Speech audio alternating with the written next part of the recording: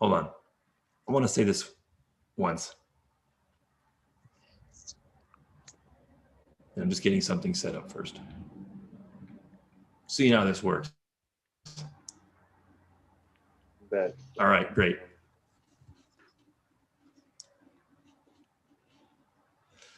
So I think it was the long-term knowing that there was something wrong with our exchange system. There's something wrong with the dollar. And I think I learned that going to all the other countries that I've been to and seeing how their exchange works.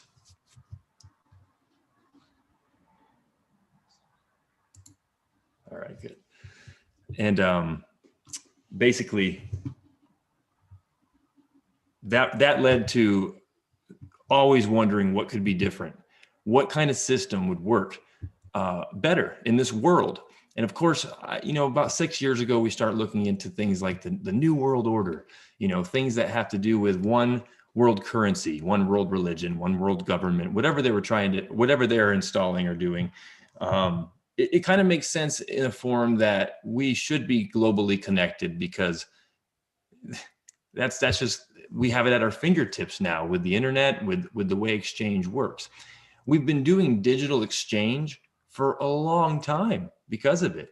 I mean, to be all the way down in Buenos Aires, Argentina, and get US dollars out of my bank account and then convert them to the pesos and use them in stores and see things. I'm like, okay, this shirt's going to cost me $77 or $75. No, yeah, that's $25. I'm like, oh, 77 Argentinian dollars, 20. And you just start going through these currencies. And if you're in your bubble, if you're just here in the States for a lifetime and you're not an international traveler, you don't look outside of what we do here.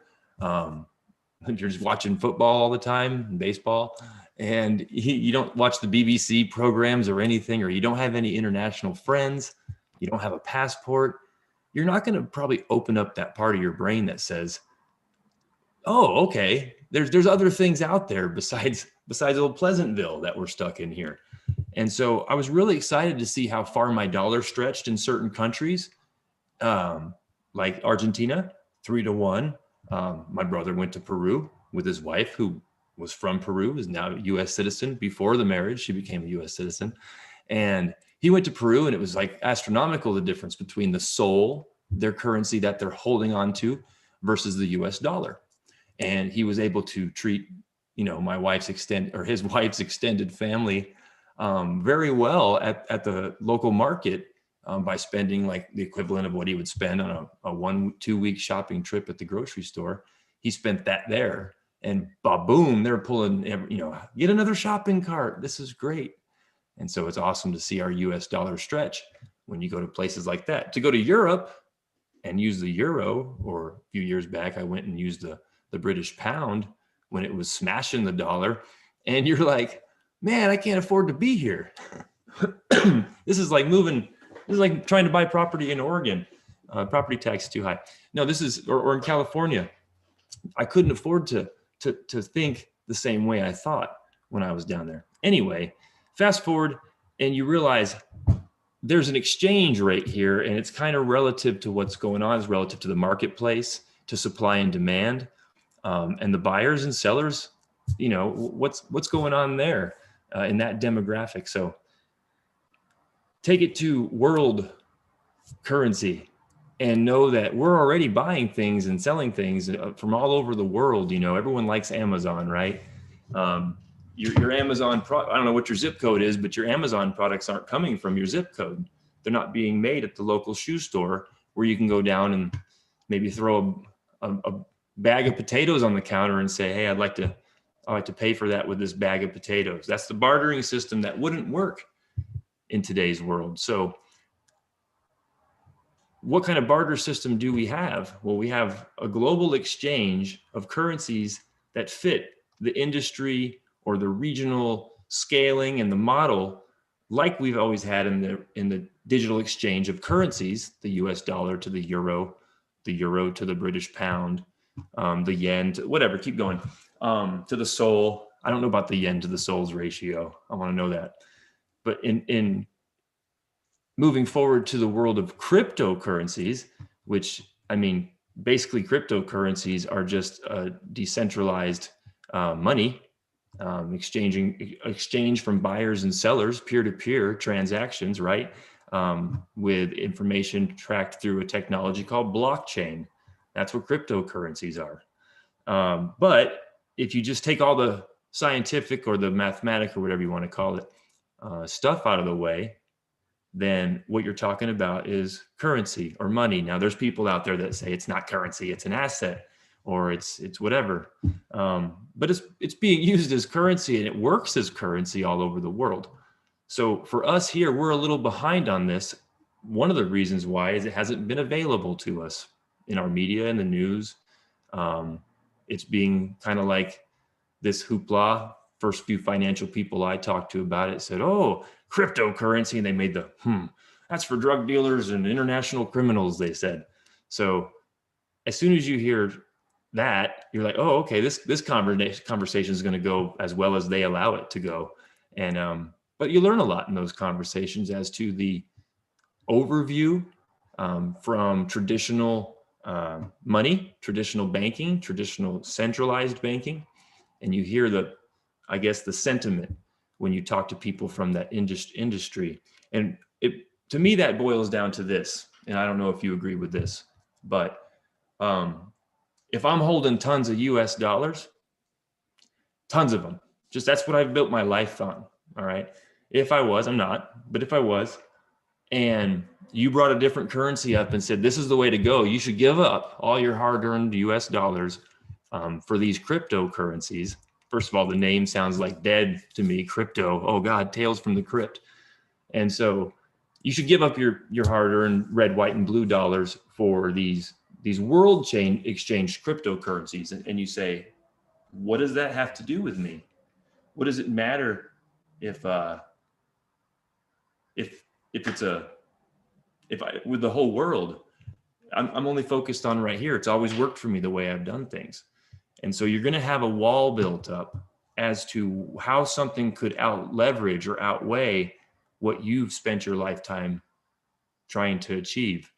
I mean, some of us want to be superheroes or throw footballs on Sunday or whatever. They want to be on movies and TV. Most of us want to be financially successful or have financial freedom since we're really little, whether our parents had it and we said, yeah, this is a pretty good lifestyle, I'd like to maintain some of this, or whether they didn't have it.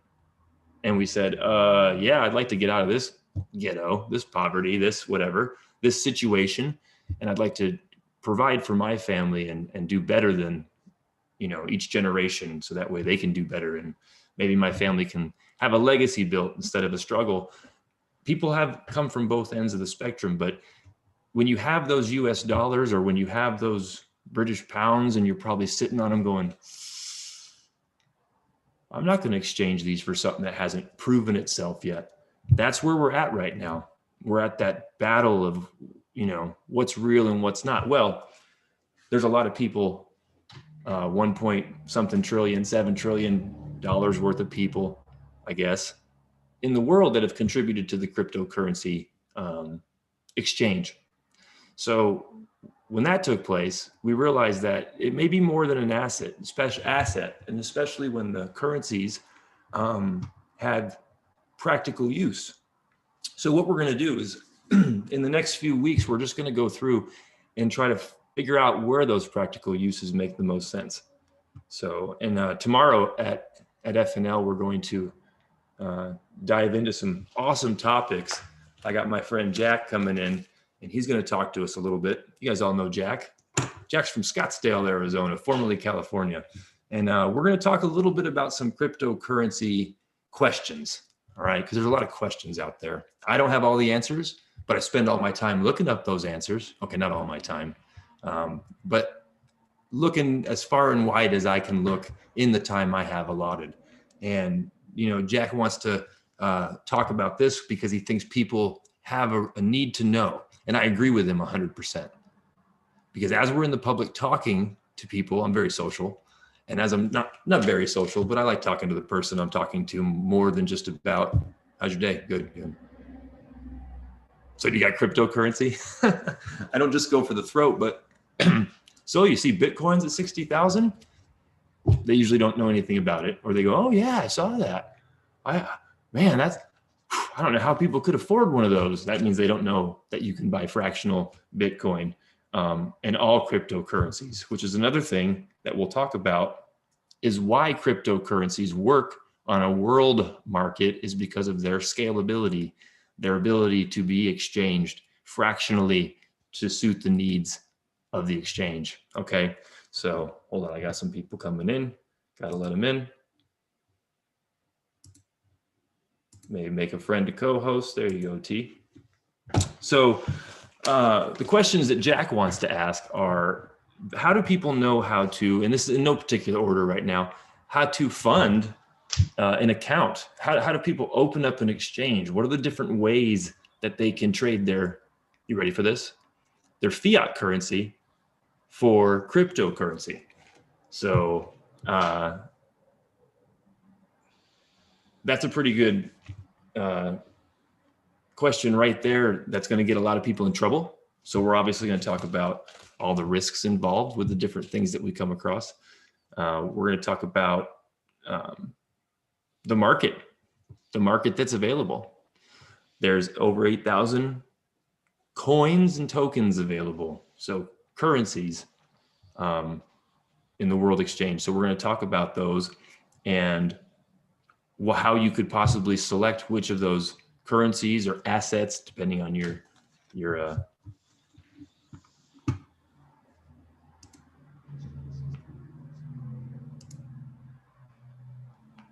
frame of reference. And that's going to be a big one right there, but that's not going to be the first thing we talk about, because that's going to get you buying things because you hear like, ooh, this one does that, I'm going to buy it. And we don't want you to do that. And you're not going to be able to do that until we talk about some other questions like exchanges and wallets, the difference between wallets, hot wallet, cold wallet, online, offline, staking, vaults, all that good stuff. And the exchanges in which you're going to be able to have access to certain things as, depending on where you live. Now, I know this is going to help a lot of people around the US, and that's what we're looking to do, is help the people around the US, because we think we're a little bit behind on this.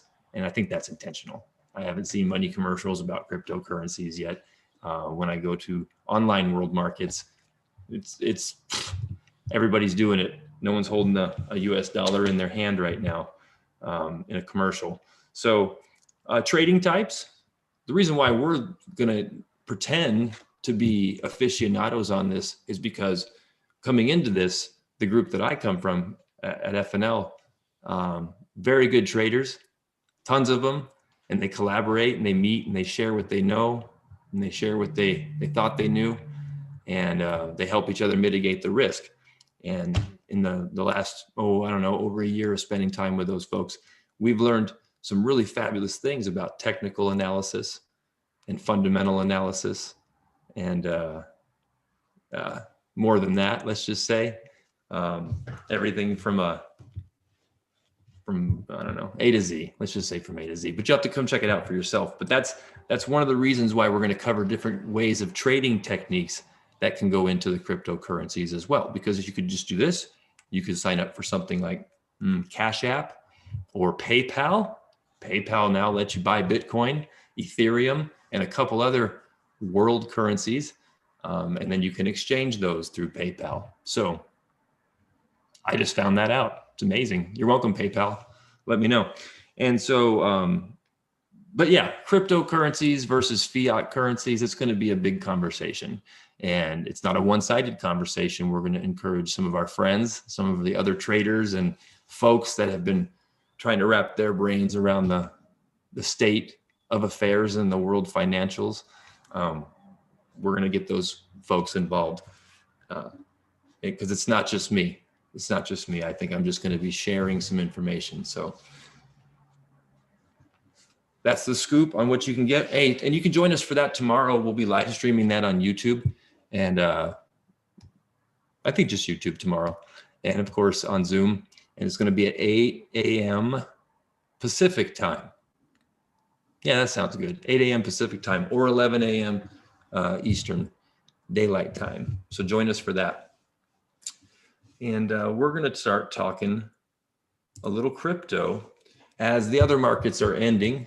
And the other markets went parabolic too, by the way. We were watching the ES Mini, the S&P 500 E-Mini, and it's going to the moon, all-time highs, blasting off the chart,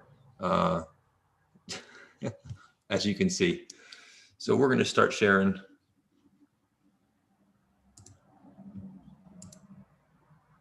That's going to be a real easy recap, isn't it, Chris, on the S&P 500? It went up today. It went up. It went up. Yeah. And then it went up. Don't forget. Oh, yeah, that's right. I saw a little red at the top, but I'd already bailed out by then. All right. I got a issue here. Give me just a second, David. So, David, what have you uncovered? Oh, I uncovered some wiring problems in a shop that I had to fix today. So I was out in the field. Now, as far as crypto, I wrote something yesterday in my blog. I had some people that I went to visit and got some supplies, and they asked me, what have I been doing? I said, well, I'm dealing with a little bit of crypto right now. Oh, they started trashing at crypto. So I went home and wrote that little blog piece about what I think about crypto. So I had to do a little research there to make sure all my facts were correct, but I think it is a disruptor of our world financial system.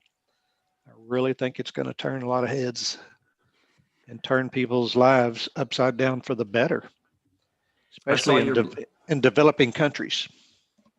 And I saw your blog on that, and we'll put a link of that into the description. Link to your blog that you just wrote. Is that that's the blog you wrote of crypto? Is that a nasty word? Crypto's a nasty word. Crypto is a nasty word. No, I read that. I like that, David. It's a really good look at it. And I'm getting that stink eye from some people that think it is. Yeah. And you can tell what they're attached to. And I know I was talking a lot about that just a minute ago about, people attached to their currencies they're going to resist other currencies. People holding on to Bitcoin right now are not investing in altcoins, even though they have tons of money in Bitcoin. Some of them are like, nah, Bitcoin's my baby. And the thing is that there's tons of coins, and they're kind of representing exchange in different industry. As you know, David, they're representing exchanges in different industries. And like, just for an example, I like this coin out of Arizona, is the Solve coin, SOLVE. And let's take a look at Solve. Solve is, where is Solve? It's on my watch list. We can go there and check it out. Oh, CoinMarketCap, that's where it's at. Solve's on coinmarketcap.com. We love coinmarketcap.com. PayPal and coinmarketcap.com. CoinMarketCap. There's Solve. Look at that on the watch list. It's up there pretty high. It's got a 7-day boom of 51.76%. It's got a nice steady chart. Looks a lot like the S&P 500 over the last 60 something years, but it's up 13% today. We like Solve. We own Solve, full disclosure. So you got to mention that. Oh, but yeah. The thing about Solve is it's interesting is Solve represents a solution, an industry solution. And it's got a great chart. That's great. Let's see. Let's talk about some details on Solve. So Solve has a fully diluted market cap. We'll be talking about that kind of stuff on a later episode. But of basically half a billion, and circulating supply is around 375 million, and it's got 1 billion total supply and 1 billion max supply. So it's 1/4 of the way there, or no, it's 4/10 of the way there. What is that? That's 2/5. It's 2/5 of the way there. It's 40% of the way there almost. We're going to get to the bottom of this math. So that's the truth about that. Solve, if you read a little bit about it on CoinMarketCap, it tells you their take on it, which I really like their take on things. So I always read them. And then I go in and I read the white paper on these coins. That's the business plan they write about themselves and get submitted to get whatever the word is, approved. I don't know. And then we check out the website itself. And hopefully they got one, and hopefully they got a good one. So healthcare platform on the blockchain, global platform for healthcare benefits administration payments. Now that's normally not an industry that I like to give my money. to invest in, ever even talk about, or, one time I did have a business that the lease got bought out by the Cancer Treatment Centers of America. I hope I said that right. And that was a blessing because we wanted out of that lease. So that was my best relationship with healthcare. The rest of them have been, let's not get into that. I guess the other good relationship would be, I have some friends that are doctors that I think very dearly about. Some of them are traders at Futures Networks Live. So other than that, and 3 nurses. That's right, 3 nurses in my family. I got to cover all my bases here. We'll get upset. But I have 3 RNs, 1 retired, 1 in administration now, and 1 is active and stressed out as all heck as her teenage son runs wild, my nephew.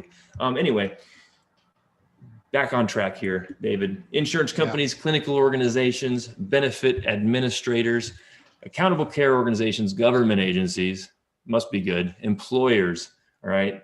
Purpose of health platform is to improve access to care, administer healthcare more efficiently, pay providers for results accurately and on time, improve outcomes, and reduce overall costs. So they're trying to nail it with their own wallet, their own cards, coins, vaults, protocol, and connect that system in the medical field all together in one currency exchange. It's for clinicians, administrators, and it's for patients.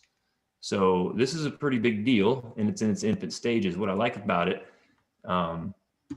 this is just some of the due diligence that we do as we're going through the coins. It's probably fractional due diligence compared to what we should be doing. I should be going and meeting Dr. David Hanekom myself before I invest money in his NFT, in his coin. But I did go through this and see they were award winners. Now I've won some awards that were from very small organizations. So, I mean, if 20 people say you're the best and give you a trophy, that's one thing. But this is a pretty big award. The Enterprise Blockchain Awards 2020. I'm gonna have to check into those. But this was the Enterprise Blockchain Transformation Industry Solution. So, and it's also the winner of the Technology of the Year Award. I don't know. Is that exciting to anybody? I don't know. Did everybody else get the same award? I never got one. Was it a participation award? Is that what you're asking? Yeah. I mean, I don't know. Well, if you were in a different industry, you did, right? If you were in a different industry, you might have got the industry award. Either way. Well, you want me to be the devil's advocate sometimes, don't you? That's the only reason I asked the question. I was hoping for a devil's advocate. Thanks for joining, David. David's in Texas, guys. Joining us from Texas. Don't hold that against me, though. Come on. I just wanted to make it clear that your accent's pretty thick, that you weren't from Boston. Let's see here. Yeah, my mom's from Boston, but I just couldn't pick up on her accent. Mom's from Boston. My dad was a cowboy. Yeah, and drove a car. So, he got digitized. We're going to go to CoinMarketCap's watch list here. It's taking a second to get loaded up. I think we got a lot of things moving at one time.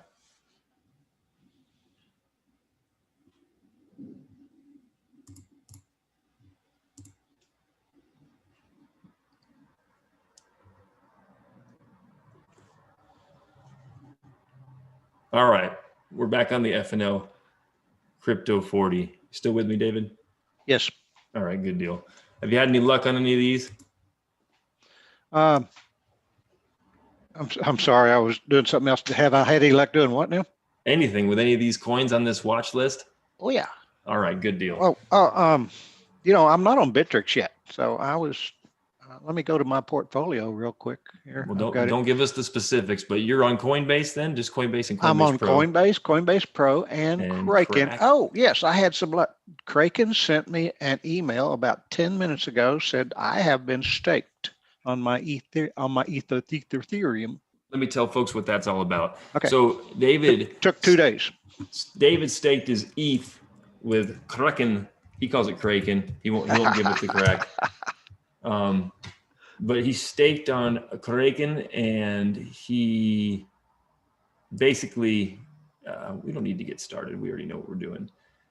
If you staked ETH or ETH 2.0, it disappeared. It was like out of your wallet, gone, missing, and it if you didn't read the fine print, it was a scary feeling, depending on how much ETH you transferred to Kraken.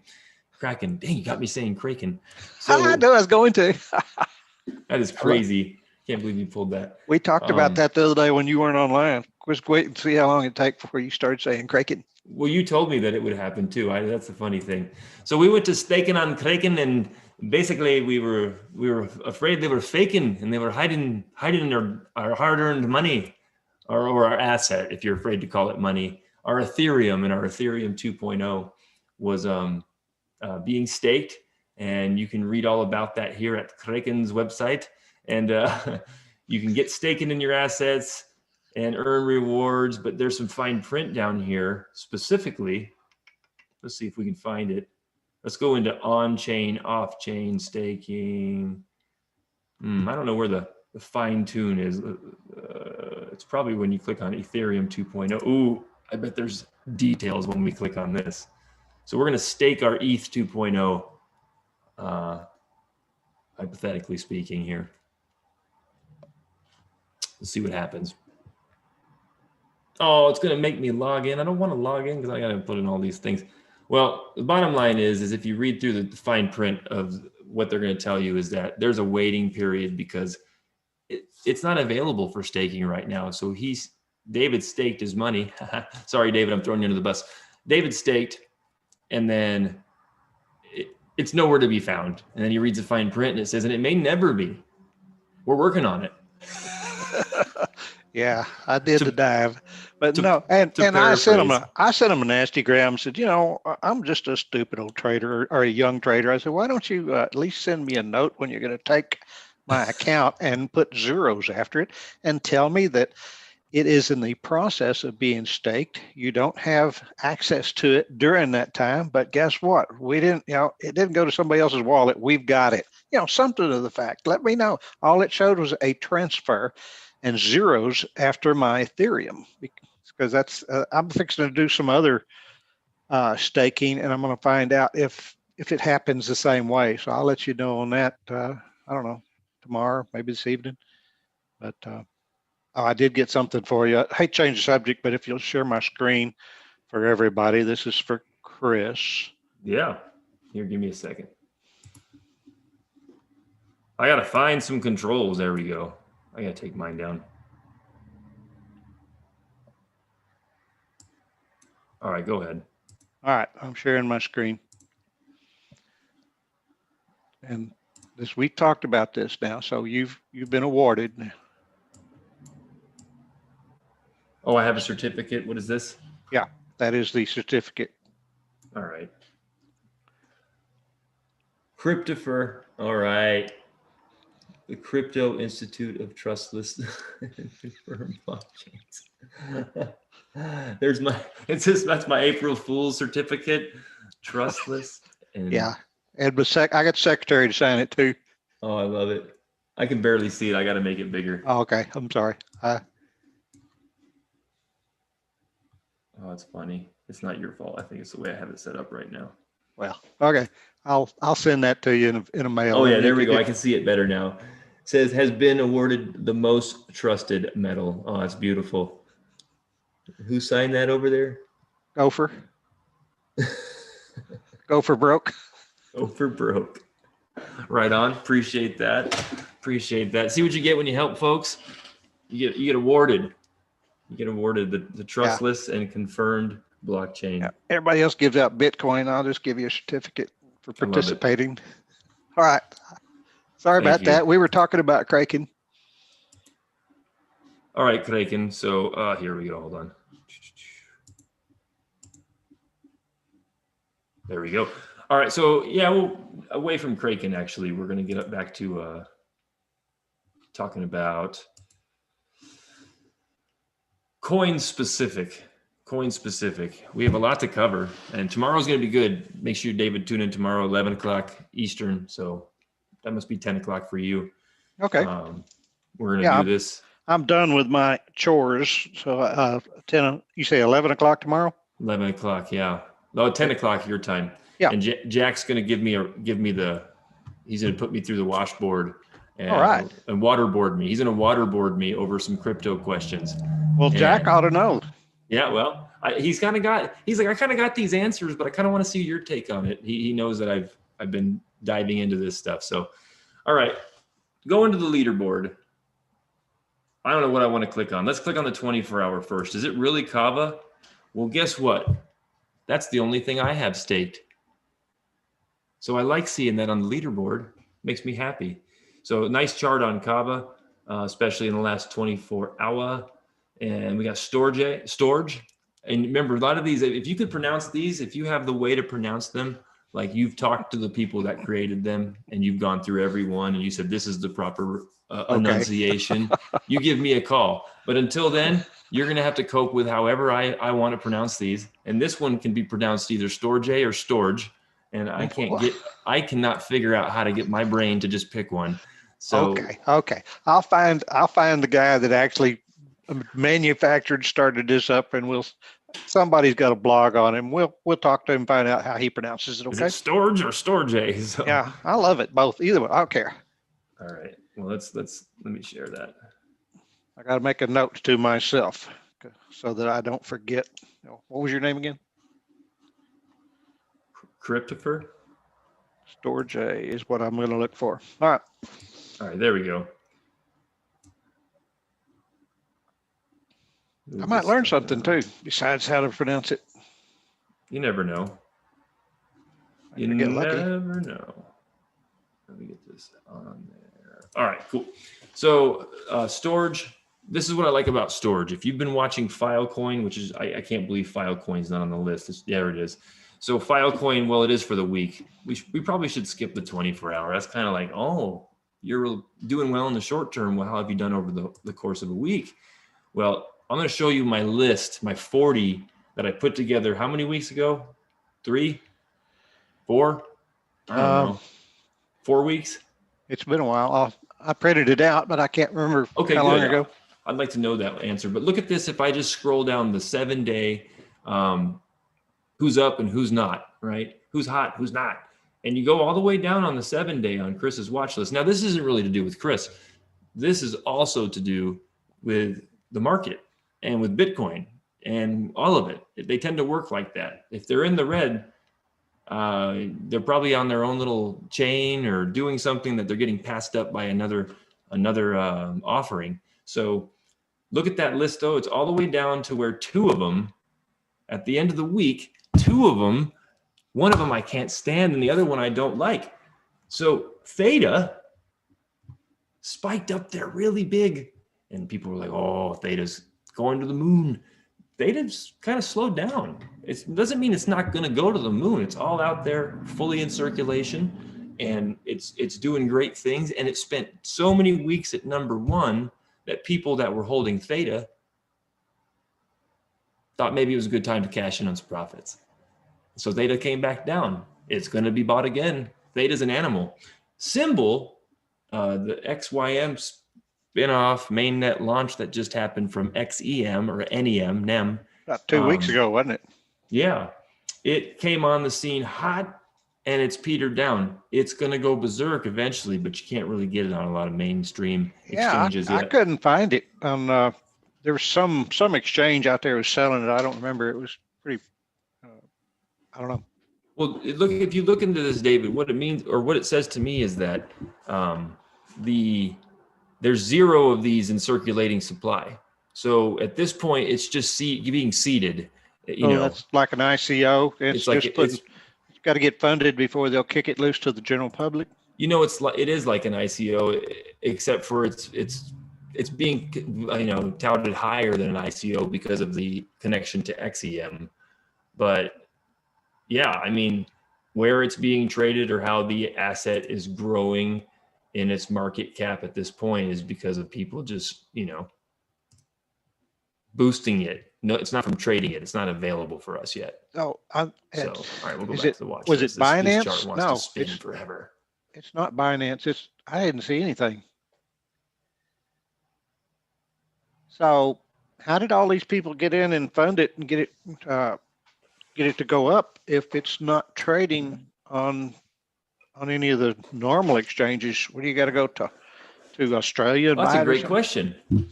No, let me explain. No, they're not getting it either. So this is how they got it went up, or how it's gone up and reached around and rinsed off or whatever. NEM, XEM holders, before XYM's mainnet launch, XEM holders could take a screenshot of their, I don't know how they did this. There was some snapshot that they wanted all of the XEM that was out there to be in this snapshot, and snapshot holders, XEM holders that participated in this, however they had to participate in it. I'm not going to go through the rules or whatever. They were rewarded with 2x in their XEM plus 1x in XYM. So if I had 1,000 XEM, I was going to get 1,000 more XEM and 1,000 XYM. Okay. I bought XEM the day before, and then Bittrex locked our deposit accounts. We couldn't withdraw or couldn't do what we needed to do with it. We weren't included in the snapshot, and I was just too late on the news. It's not anyone's fault. KuCoin. It's no one's fault. KuCoin is where you find it. KuCoin has it. Where's KuCoin from? Sounds like I'm looking to see. KuCoin is not Korean. Oh, it's the People's Exchange, officially partnered with IDG Capital and Matrix Partners. Whatever, I don't know who they are. The People's Exchange, of course. So Theta and XYM at the bottom of that 7-day list. Let's just click to the red, bring them to the top. Come up here, folks. Come to the front of the class.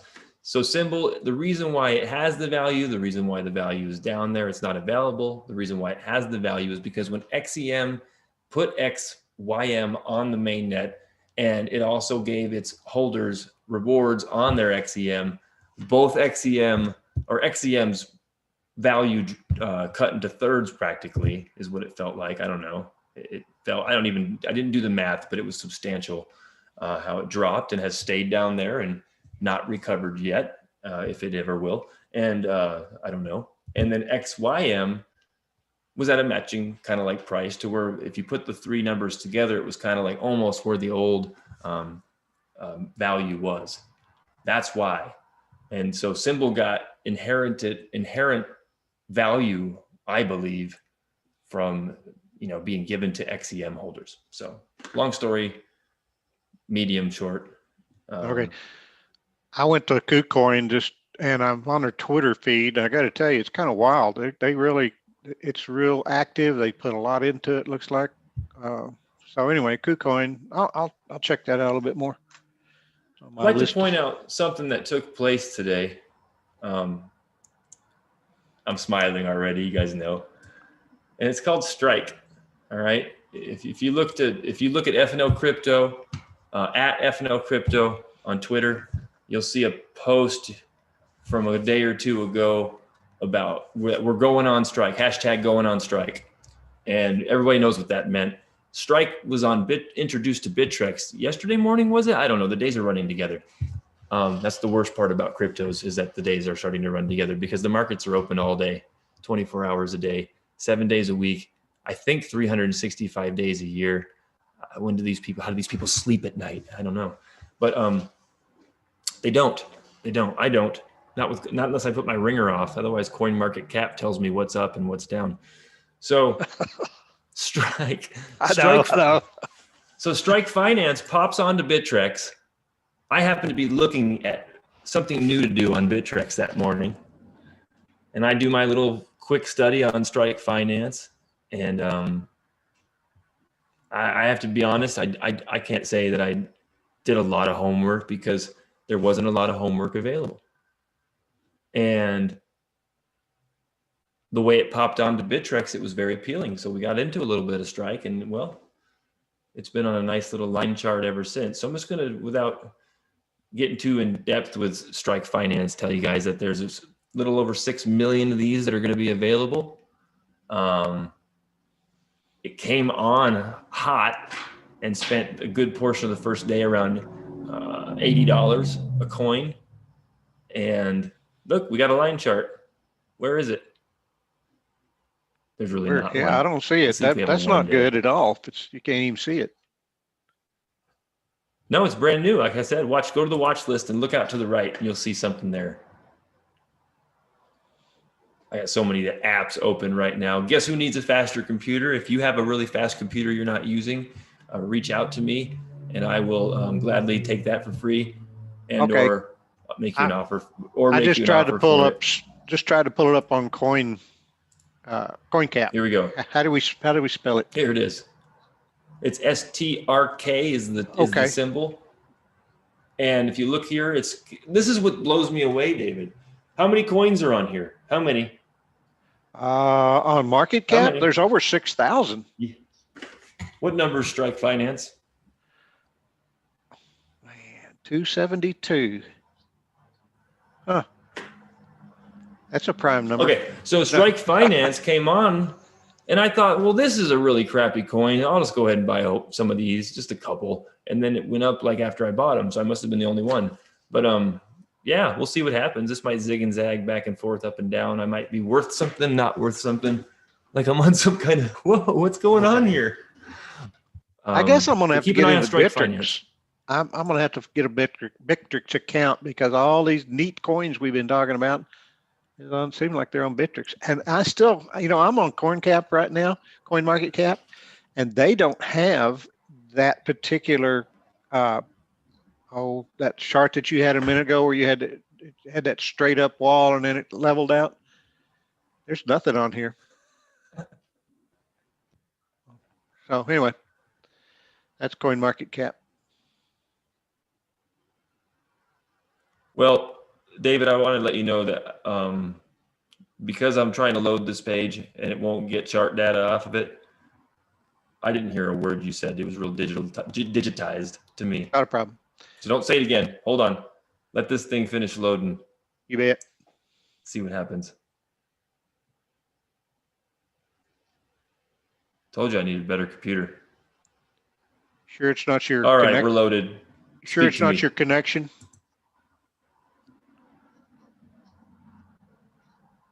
I'm on Ethernet.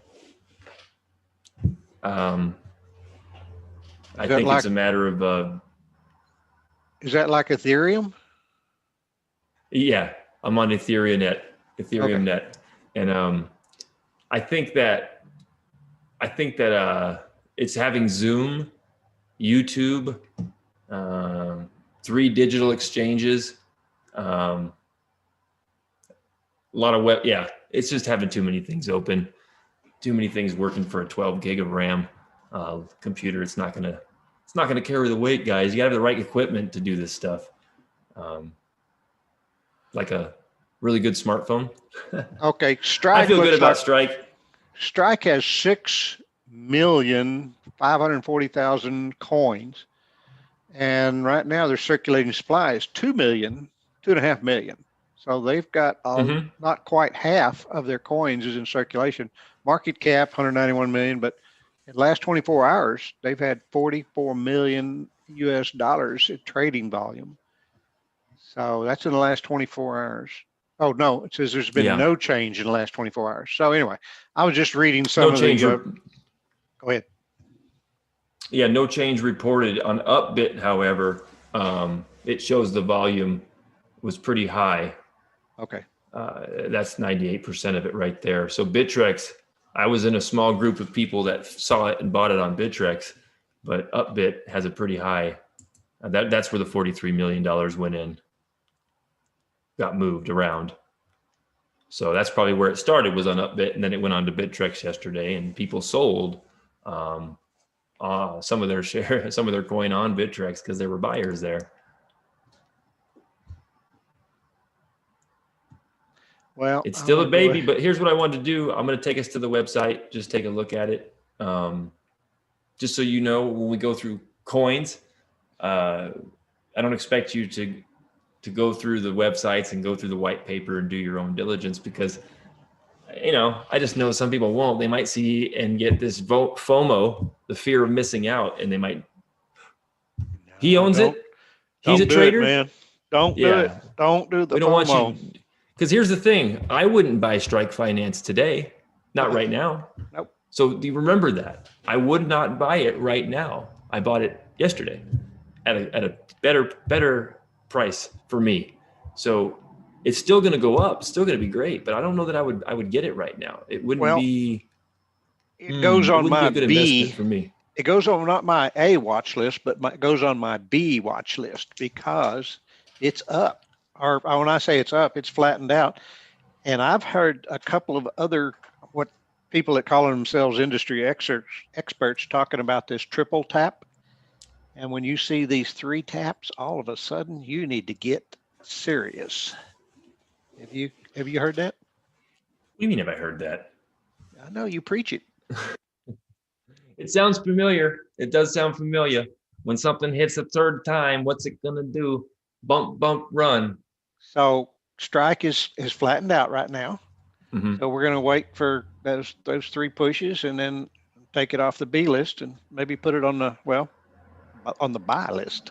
You know, for those of you that aren't active traders or just want to know about cryptocurrency and don't know about trading, there's a really cool thing out there called an Elliott wave. Ooh, an Elliott wave. Look that baby up. But that Elliott wave has a lot to do with kind of what David's talking about when something makes its third move down there. It's, you know, especially if it's tapping on the same bottom and it bounces off, it might be the end of that move. If it makes a fourth move down, it's going to probably bust through that. Like it was tapping on the door and now it's like, okay, boys, kick it in.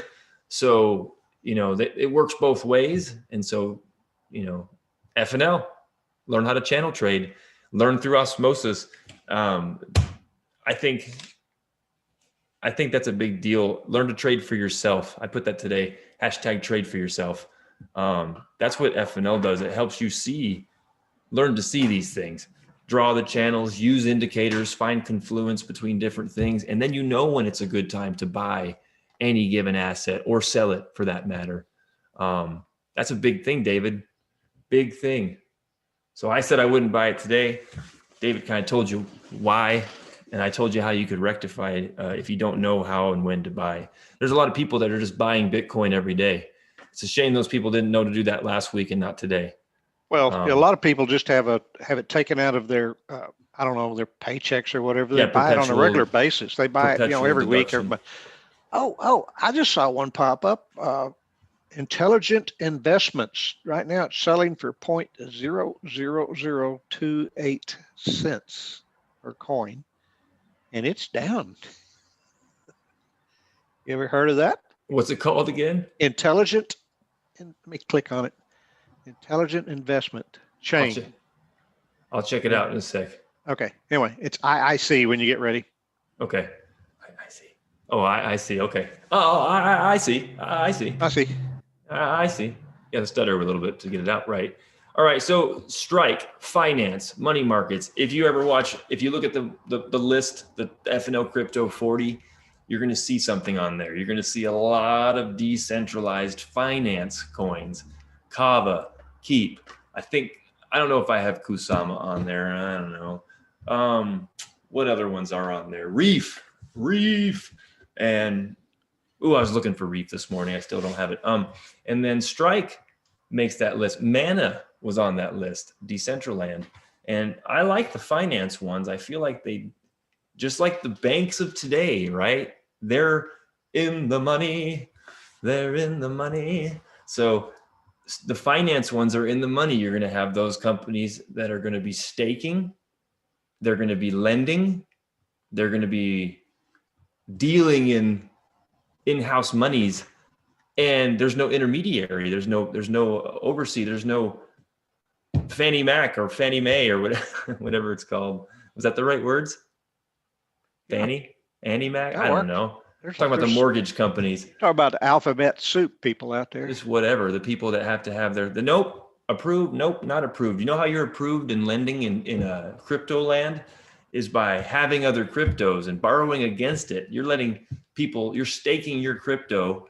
It's being used to, it's too hard to explain to you guys in one thing. It's being used to validate transactions. It's being used for a couple different things. And as a result, you can borrow money against what you're staking. So yeah, it's like a prepaid credit card, but it's also kind of very low interest. And if anything, I think you get rewards for staking that to where you're borrowing is whatever. And what could you buy with your borrowed money? You could buy more cryptocurrency. That sounds like a positive scam. Okay, so Strike Finance money markets. I'm not an expert, as you can tell. I just have great, crazy ideas, and comprehensive developer. So this is good for developers. Use this, building their own custom applications. That's not for you and me. It's for you. Okay, and it's for you. No, not you. Yeah, you. Okay, no, it's not for you. Put your hand down. It's not for you. So Not for everyone. access liquidity from Strike on demand on any asset. With the Strike protocol's decentralized nature, users and developers can access liquidity on demand from their supplied collateral. I think I just said that in layman's terms. Did I not? I'm sorry. I didn't hear it. I know you probably did. Everything I said about staking a second ago and borrowing and lending. I'm going to read this again. With the Strike protocols, I'll read it different. With the Strike protocol's decentralized nature, users and developers can access liquidity on demand from their supplied collateral. Yeah, you can borrow against what you've got. Boom.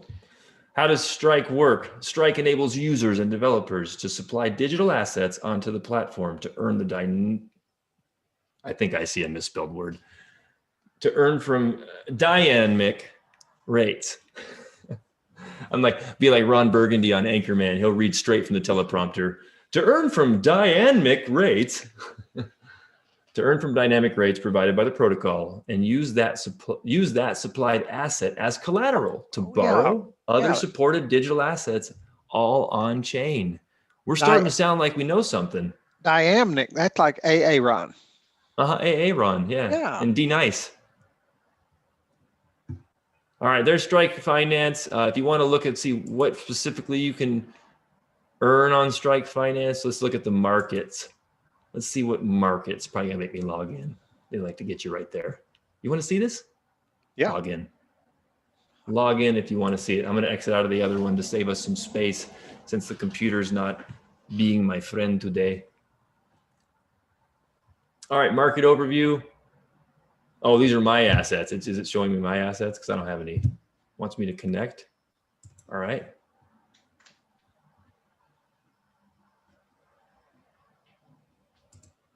I think it's asking for my wallet. It is asking for my wallet. All right, we're not going to go there. So,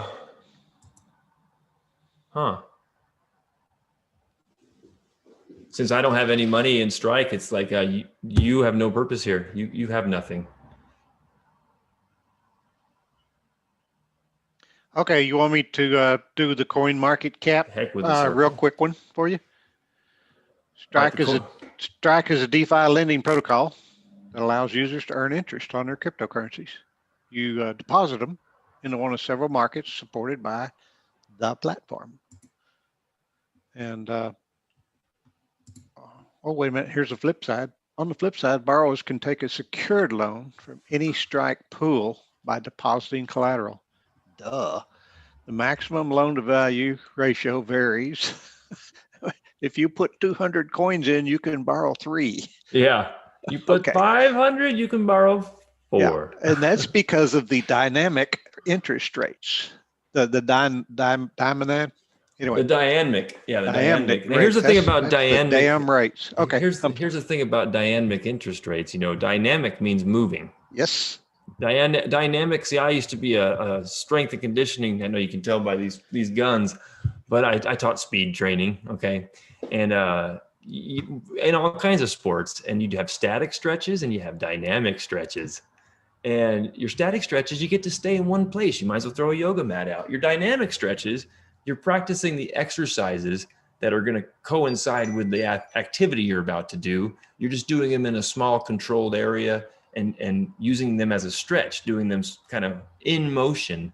So dynamic interest rates, it sounds positive. It really does. It sounds dynamic. Like, you know, if I was going to text you and I got to choose between regular text and dynamic text, I'm probably going to look and see what dynamic text has to offer because it sounds exciting. Okay. But dynamic interest rates, not so much. Here's not a dynamic rate. Here is a static rate of 10%. You know what the 10% is? That's the bottom line. It says the protocol enforces a collateralization factor for all assets supported by the platform, ensuring each pool is over collateralized at all times. If the collateral falls below the minimum maintenance level, okay, we're talking about your loan. If for some reason you've got 10 coins out there and they fall to, $10 a coin instead of 100, it will be sold to liquidators at a 10% discount, paying down some of the loan. And guess who gets to pay the rest of it? Coinholio. Coin holder roll. Coinholio. Yes. So anyway, they're going to sell your what you have left at a discount. It makes it even worse. Bad enough it went down on me, but now I'm going to lose another 10% as they bail. Anyway, it's just but that's normal. You can get that at a pawn shop, or if you get it on the corner, by what's the guy's name? He'll come and break your arm if you don't pay it back. Bruno, yeah basically. Bruno. Let's get back to this watch list. I think Strike Finance is definitely something to keep an eye on. What I'm amazed by is how it just shows up out of nowhere and goes to coin number 272. Okay. That's kind of what I didn't know that part when I saw it come on Bittrex. I was just in a Bittrex tunnel and saw it pop on and whatever. But to know that it sits at 272, it's more about who's behind Strike Finance. How does it get there so quickly? So none of their coins are held in reserve. The total and the max supply are the same, 6,540,000. So that means that they don't have any premium coin holders. No, it's just on exchanges right now. It's not being staked for a premium or anything like that. Yeah. It's in its infant stages. But if you look now, I went to the 7-day and look who went to the top already, Storage. So this is what I was trying to get at. There's different industry coins. We had Solve for the medical industry. We have decentralized finance. Well, what about online cloud storage and alternatives to cloud storage? Data storage. One thing that's there's a lot of concerns over this is that blockchain or Bitcoin especially, it's supposed to take up a lot of computing power, a lot of memory, a lot of storage, this and that. I mean, there's typical forms of storage. There's storage on levels and that we can't even understand what's being stored and where it's being stored and how it's being stored and if it's being encrypted and all this good jazz. So these companies that have to do with storage, because remember, all this money's digitalized. So if I'm going to have this money, it's not in my Kansas City Chiefs wallet that I used to be a Kansas City Chiefs fan.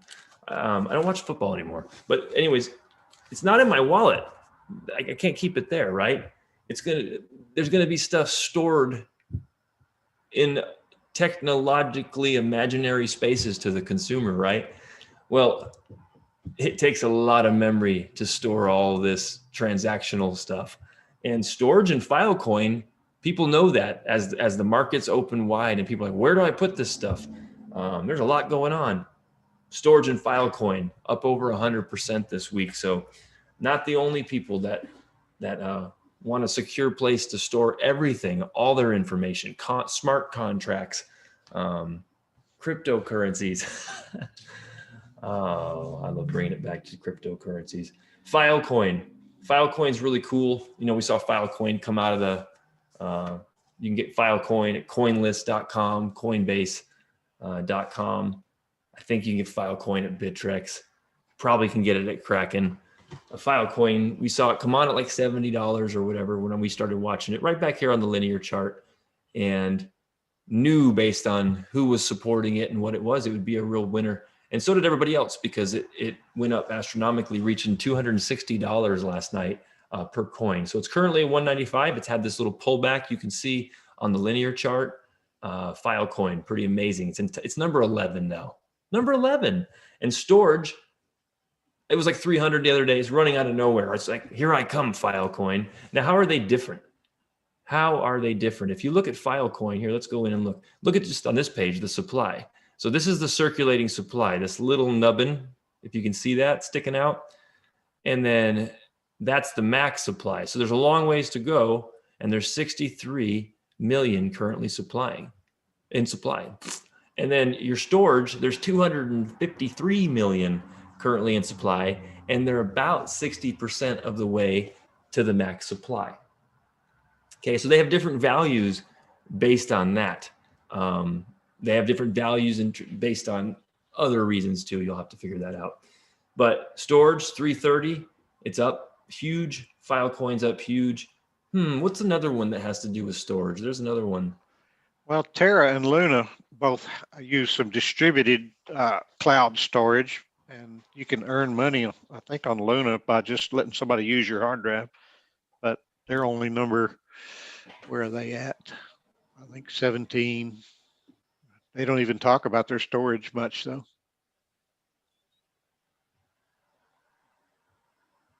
Yeah, I'm not sure the other ones that have to do with specifically storage. But so over the week, Holo, there's a gazillion of those things in circulation. It's had a really nice chart for about 2 months now. Hive, all out there. Hive pushed up over $1, over 90, and then came back and went sideways, and amazing. But these ones that are way up there, over 50% for the week. Kava, we're liking Kava. That's on Kraken. Tron's impressive. I thought Tron was going to be stuck around the nickel, but Tron keeps adding things to its ecosystem, and it was at over 90. It was over 9 cents yesterday, which is huge because look how long it flatlined around a nickel before doing this big time dance up to 9. So it could have been a great investment. I wasn't in Tron. That's just a story. That's how it goes. But everything up here, nice and green on the 1 week charts. Let's see who's the hot one today. Let's see the hot one both directions, actually. So Kava's the hottest today. Storage, Sia Coin. It's funny how Sia Coin's all out there in supply. Bluezell, Solve, Hive, Digibyte, Anchor in 40 different protocols is available on Coinbase, and we're a big fan of Anchor. Anchor's been going sideways for a while, figuring out what it's going to do. What do you think it's going to do? Yeah, that's what I think. Hey, I got a quick question. I hate to go down a rabbit hole, but why do people burn coins? Or why do crypto organizations burn a coin? What's the purpose of that? I don't know. All right. Do you know? I'll look into it. All right, we're gonna figure out what the burning's all about. Okay, I'll do that. It's on my list. It's only number 25 today. That's what I mean. When I said I don't know, I felt like it was down around 25. I was like, I don't know. Okay, all right. Well, talk to me next week. I'll quit asking. Hey, wait a minute. There's how many people are participating today? There are 13, and that means probably half of them are listening. I bet one of them could find out what burning a coin is. Burning a coin.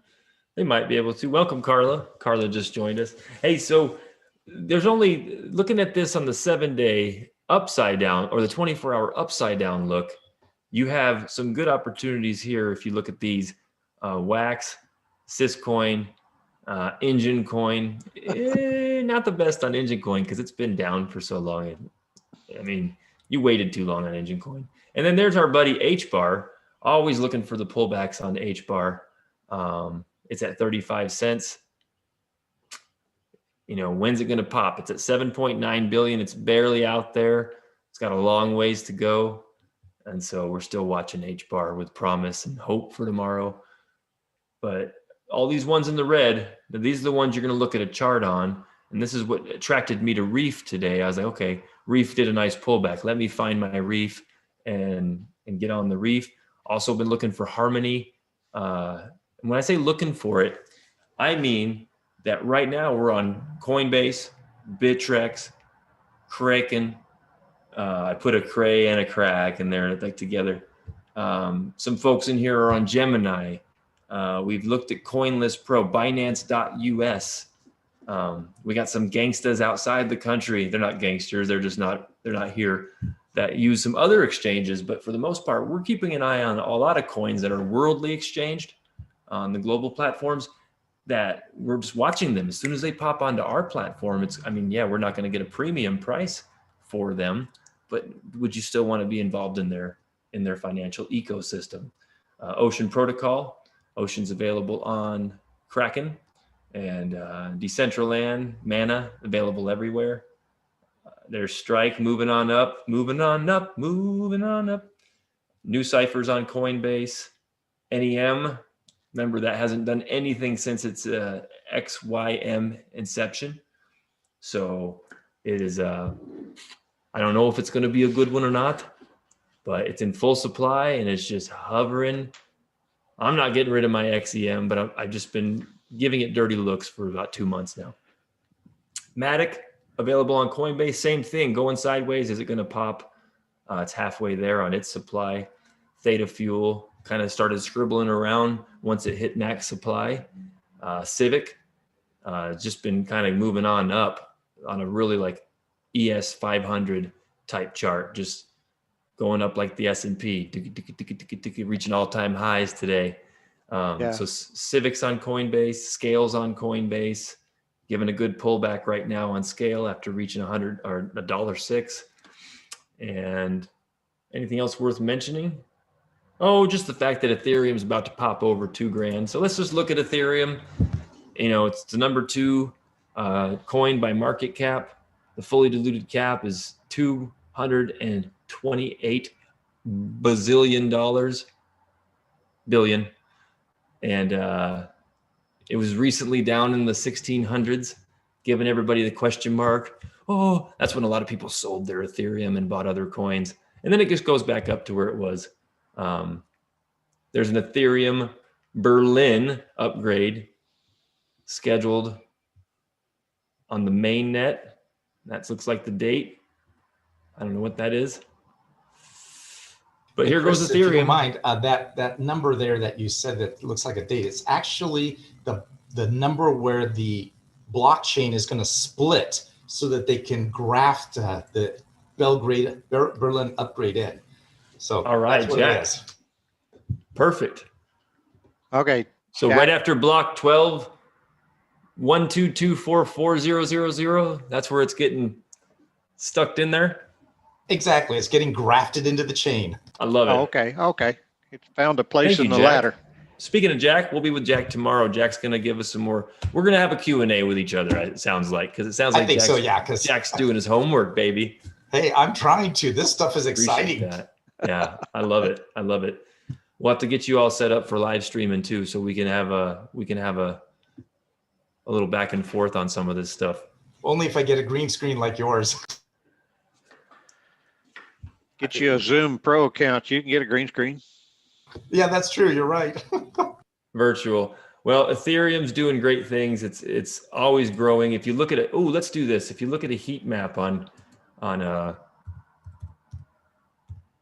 Ethereum or on altcoins, period, all coins, not altcoins, all coins. We look at a heat map and look at the Ethereum chain, like all the things on the Ethereum chain. You're like, what? So that's over here, the Ethereum tokens in yellow. So here's Ethereum. This represents the size of the market. So like Bitcoin has the most market cap, $1 trillion or so. Ethereum we just talked about. And so this just every size block goes by the size that they hold in the market. And all these over here are considered Ethereum tokens. So if you're not a believer in Ethereum, you're saying that these people, all these people involved are crazy. So Ethereum's, they may say that it doesn't go as fast as some of the new stuff. It takes more confirmations to have the transactions go through on the Ethereum chain. That's temporary information. What every other group, network, company is doing to be faster, more secure, better scalability than Ethereum, what they're doing, Ethereum's doing too. It's just going to take time. So I don't personally have any Ethereum. I've used it as an exchange, and I've got all mine into altcoins myself. So don't forget me when you guys do well with Ethereum. I will be getting some Ethereum. I didn't have enough to really be excited about it. I won't forget you, Chris. Don't worry. Thank you, buddy. Hey, there's my Filecoin, buddy. How's Filecoin working out for you? Filecoin's working awesome, dude. Love it. So I have a lot of things like that. This is Rob. One of our traders here at FNL. And So Rob's really neat because Rob's one of those guys. You might be telling him a little bit about your holding. He only held 3 coins for like a year or so. He didn't even look at altcoins. Over 2 years. 2.5 over 2 years. He wouldn't look at other things. Yeah. And then he had a conversation with me about Filecoin. He sat in on a Filecoin session and was like, I just did something I haven't ever done before. I actually bought the news. I bought Chris's news. I did. I had actually looked at Filecoin because I had started looking at altcoins when we first started talking about it, and I had dabbled in it from time to time. Not bought any, but been interested in it. You know, Twitter got the Twitter hype going and all that stuff. But I was like, no, I'm not doing it. I'm sticking to what I know. And then I saw Chris talking about Filecoin, a coin that I had kind of looked at, but I didn't want to buy it. And I said, you know what? Chris is talking about it. I did a little more research, and I said, you know what? Let's just put a few $100 in here. And sure enough, man, I've 3x'd it now in about 2 weeks, 2.5 weeks, 3 weeks. It's gone 3x, so up over $1,000 in it right now. Filecoin, and it was at 260. You said you saw it at 260. Yeah, yesterday when it had a spike yesterday. Let's take a look at the TradingView charts. You know, if you guys haven't, I'm on Coin 360 right now. If you haven't been to TradingView, there it is. Yeah. Then you're a trader or you're interested in any kind of financial assets and how to look at charts.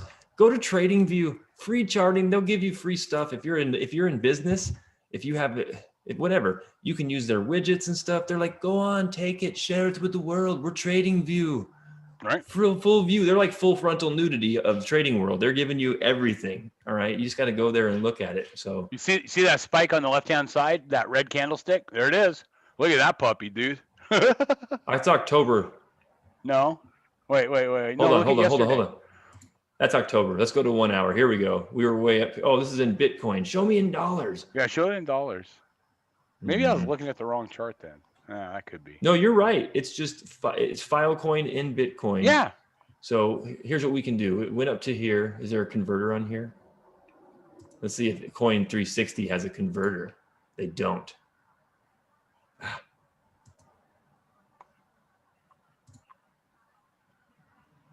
That means hey, I gotta make a quick call. I'll be right back. I just got rid of it. I just didn't take this call and I need to. So I gotta call him back. I'll be right back. Yep.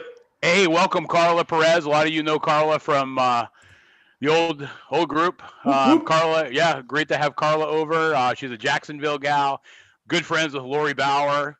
So we won't hold that against you, Carla. We know it's not guilt by association, okay? So don't worry. So great to have you on board. Chris, tell me about TraderView. Is that on the Coin 360 site? TradingView is its own website. Oh, okay. That's why I didn't find it. TradingView.com. If you look at some of these exchanges, they're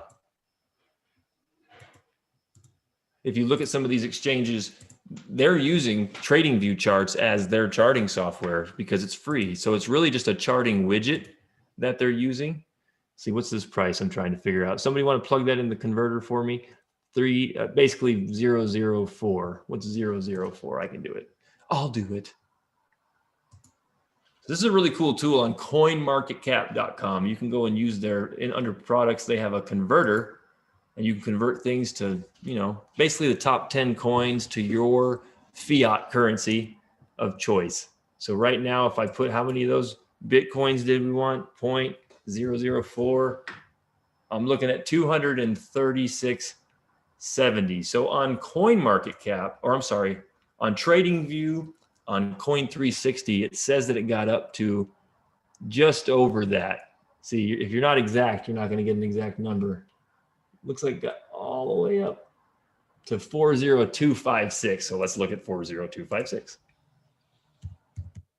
And that converts to $251. So we're just going to take Rob's word for it. He saw it at 260 on Coinbase. Is that where you have it? Yeah, he has it on Coinbase, I think. So, yeah, like he said, over 3x'd his investment there on Filecoin. It's a great coin. Not sure we got down the rabbit hole of Filecoin, other than going off of our watch list. It has been awesome for some folks. I don't have many of the things on the watch list because, well, I'm lower middle class at best. So I don't have the money to spread through like I would want to. And that reminds me and brings me to the first thing I want to say, that's business. And that's trading involves risk, cryptocurrencies, and dealing with decentralized banking and so finance institutions, I guess. It involves risk. You should use risk capital, and you should consider maybe just hedging against your current portfolio before picking up and changing everything to cryptocurrencies. Even if what you hear here sounds great, even if you think, well, who doesn't want to make something go up 113% in 7 days? I'm going to put $1 million in there, right?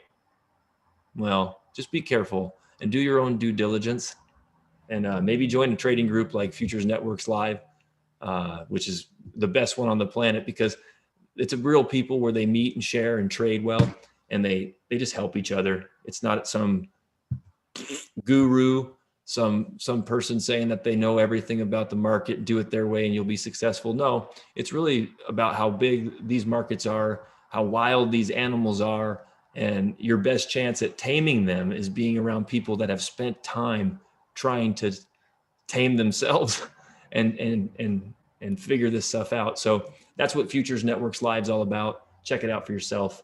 FNL Crypto is just a spinoff of Futures Networks Live. So it's a place where price action traders are expanding outside the futures markets. You know, we used to just trade the NASDAQ, S&P 500, and the Russell. And once Bitcoin and Ethereum futures were available through the Chicago Mercantile Exchange, it became something where we were like, cryptos, if they're being offered through the CME, I need to do a little homework. And that rabbit hole is, welcome to that rabbit hole. We should call this the crypto rabbit hole with Chris. Back to the watch list, 24 hours, everything's been pretty good. Look for those ones that are down and maybe do some research on them. The ones you can get on the American exchanges, again, WaxP, Syscoin, Tron, Voyager. You're never going to hear me talk about Voyager until I see some good reviews about Voyager. And I think other people feel the same way because since there were bad reviews, Voyager's just kind of gone blah, blah, blah, blah. So what is Voyager? Who cares right now? Theta is kind of on a big pullback. If you're a Theta fan, which many people are after what it's been doing, and I have people texting me, I still don't know where to get Theta. I can't find Theta. So there's some FOMO going out on Theta right now. Full disclosure, no Theta owned by this guy. Do I wish I had Theta? Yeah, a year ago. And here, I'm going to show you something on Theta. We're going to look at Theta and Solana to end this episode of FNL Crypto. Theta, if you look back, if you look on this coinmarketcap.com, who should be sponsoring me by the end of the session, as much as I've mentioned it. If you look back on here to a 52-week low and high, you see that Theta, 7 cents a year ago, 3 cents a year ago for its all-time low. So a year ago, if you were sitting in a session like this, learning about this for the first time, and you wanted to know, I don't know, 3 cents. I mean, I use dollars. Why do I want to buy something that's worth 3 cents? That's how most people think. Why would I buy a handful of pennies with my dollars? I throw those in the parking lot for little kids to pick up, right? Just kidding. But that is kind of like the way that we might interpret it because we don't have a frame of reference that makes sense besides what we have. And so something that was worth 3 cents ago or 3 cents a year ago might not be appealing to somebody. You go to its all-time high. Well, let's look at its path. 90 days ago, it was only up to about $1.47. 30 days ago, it doubled that, almost more than doubled that, 368. A week ago, 1145. Today, it went up to 1398, and today it's back at 1153. The thing about this that you can see right here is that all of these are in supply. So the behavior of Theta, which is a pretty efficient, we've never done this because I don't own Theta. I don't introduce people to Theta. So selfish about my Theta lack of sharing.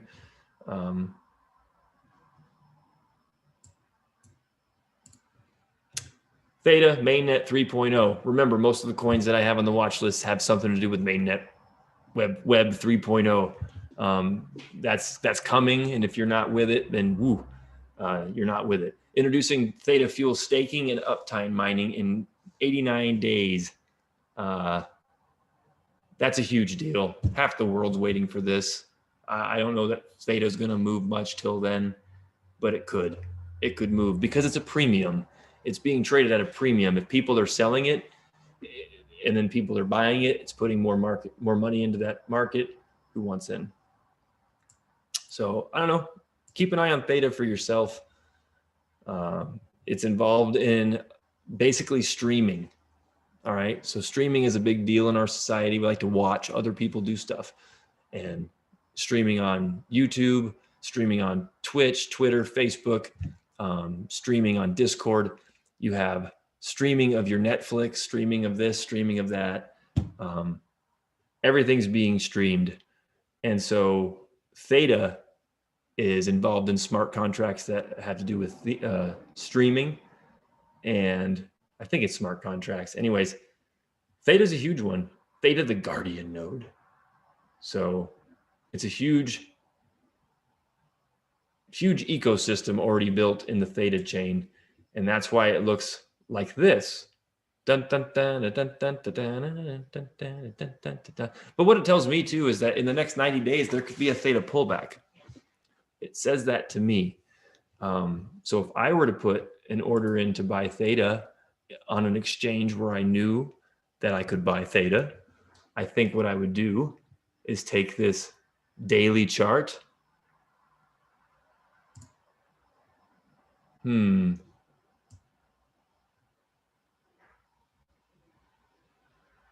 Maybe not the daily. Let's try this hourly chart. And I would take one of these parallel channels and I'd take a look at some things on the old Thetagram and see where might there be a good position for me to get my hands on some Theta if that's what I was looking to do. So we're going to put this channel on here. Computer's moving a little slow. And if you look on this, come on now, let me go. There we go. All right, so that looks kind of good. And you can see by looking at that, if we draw that right through there, that a good place to get Theta might be coming up right here based on channel trading, okay? Based on channel trading. Based on indicators, we could add a strength index on here maybe. And say, based on a relative strength index, it might be a good time to buy Theta. I know my trader friends would agree with me. Looks a little oversold as it went up to the 13 something and then back to the 1154, showing that sell off. That's what this looks like on a relative strength index. So here it's going to do another bounce off the 30. And if you're looking on a channel, it's about to hit a bottom. I would say maybe this wick, maybe you can get a 1034, 1032 entry. 1034 is a cool, 1036. Maybe go towards the top of these tops back here at 1077, which would be the bottom of this wick before the V at 1049. Yeah, so somewhere around 10. Hey, Chris. 1070. I was talking with Carla earlier today, and she was asking me about crypto and like, do we trade it or what do we do? Do we hold it? And really, you can do either. You can do both.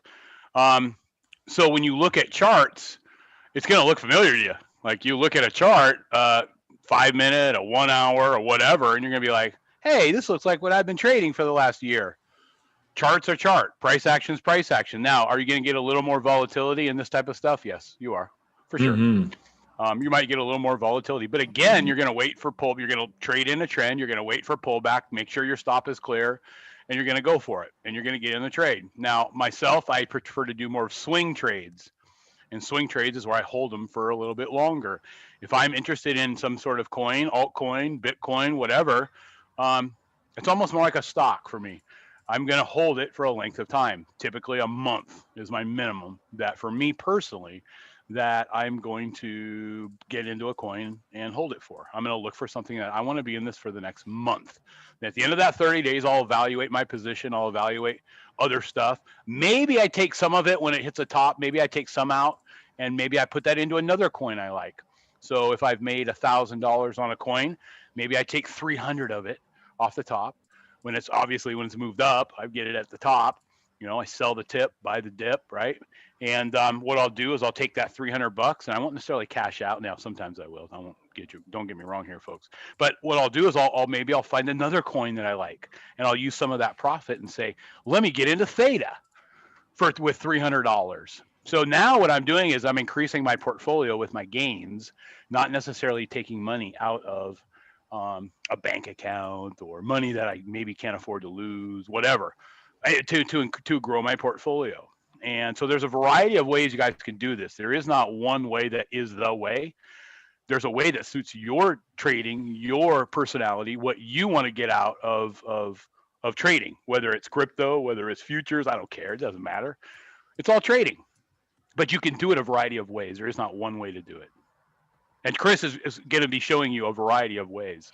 So you can trade it, like you do futures, you're in and out in a few hours or less than a day, or you can hold on to it, maybe like you do with your stocks, and look to take money off the top. And then when it drops, maybe buy some more.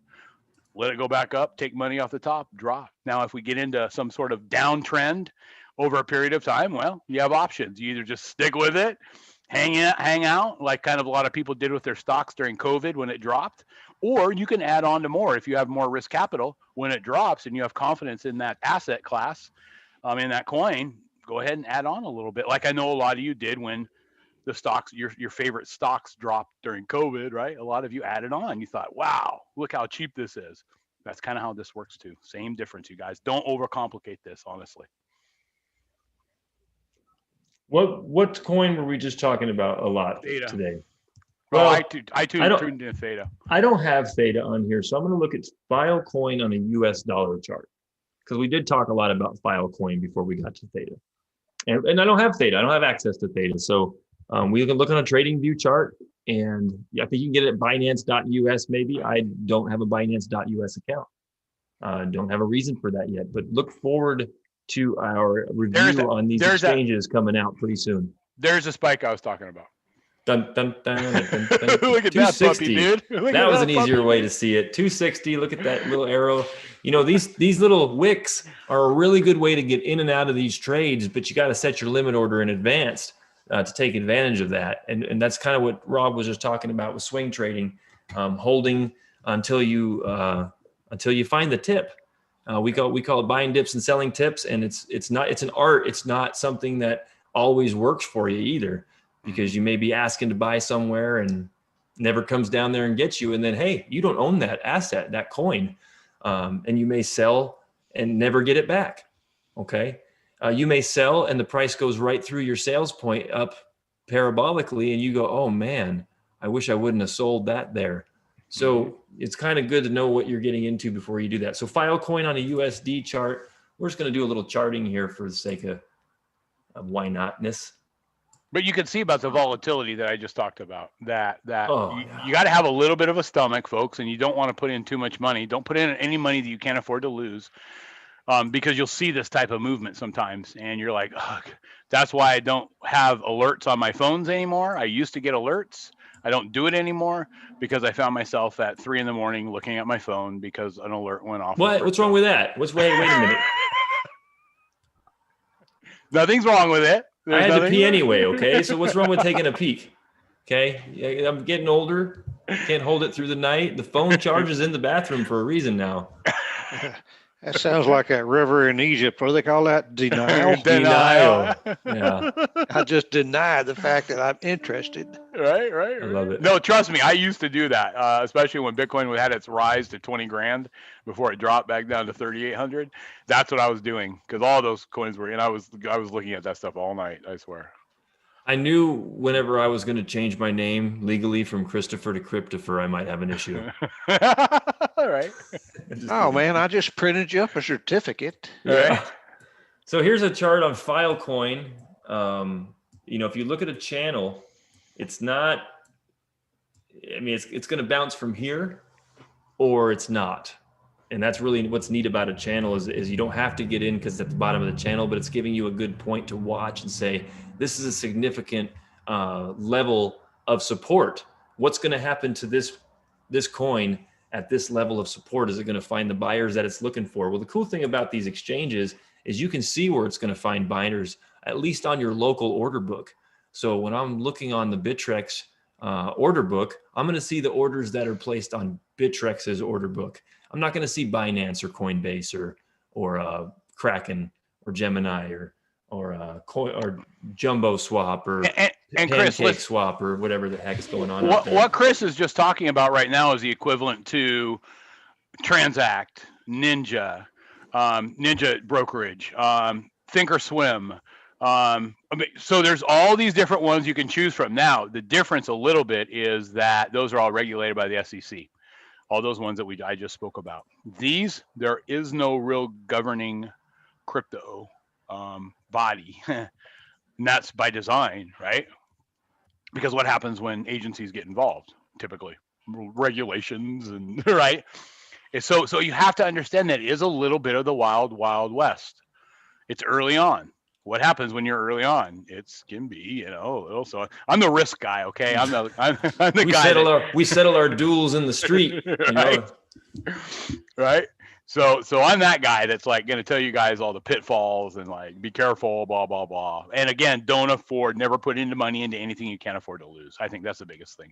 That's a huge thing. It's neat. You're just validating. I said that earlier, and it can't be said enough that there's a lot of people that are going all in on this or all in on that. And typically an all-in mentality is going to have you going to do one of two things. You're going to have all the reward or you're going to have all the failure.